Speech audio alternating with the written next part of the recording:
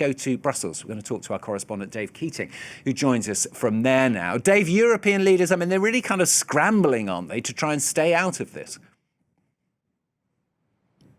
Yeah, I mean, it's been pretty much unanimous that Europeans are clear that they do not want to join this war. That was the message coming both from national capitals yesterday and from a meeting of EU foreign ministers here in Brussels. We even had one French official saying that joining the war now would be like buying a ticket to the Titanic after it had already started sinking.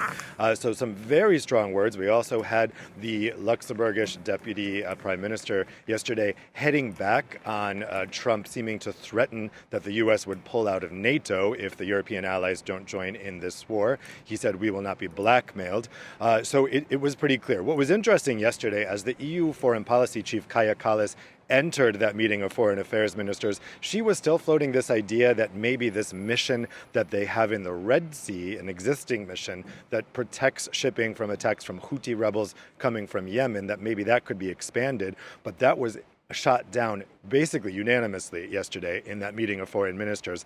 The Germans in particular were quite clear that mission has a geographic remit that is limited to the Red Sea, and that the rules of engagement can't be changed for this. So we're really seeing pretty consistent here. However, the Europeans have been trying to say, we want to be involved in this because they're aware that the closure of the Strait of Hormuz hits Europe more than it hits the United States. That's what Donald Trump was hinting at yesterday. It's not true when he's saying that it doesn't affect the U.S. at all. It will affect the U.S. a lot, but it will affect Europe more. And so he's thinking that he can leverage that, getting the rest of the world involved in opening up the strait. But so far, the rest of the world has said no. Now, this is really notable because this is the first time that European leaders have said no like this in such a fashion to the U.S. president since he took office back in January. The strategy so far here in Europe has really been going along with Trump, trying to keep him happy, trying to say yes even when you're actually just saying maybe. For instance, the Europeans agreeing to the 5% target of GDP spending at NATO when it wasn't really 5%, it was 3.5%. Here, this is the first time they're really directly saying no.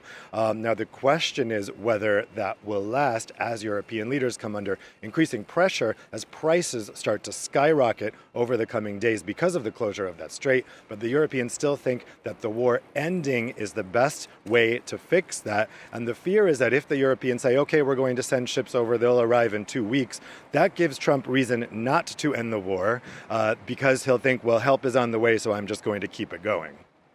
So, Dave, they're scrambling to keep out of it, but do you think that could change? I mean, if this does go on, they may say now that they're going to keep out of it, but perhaps if the war continues?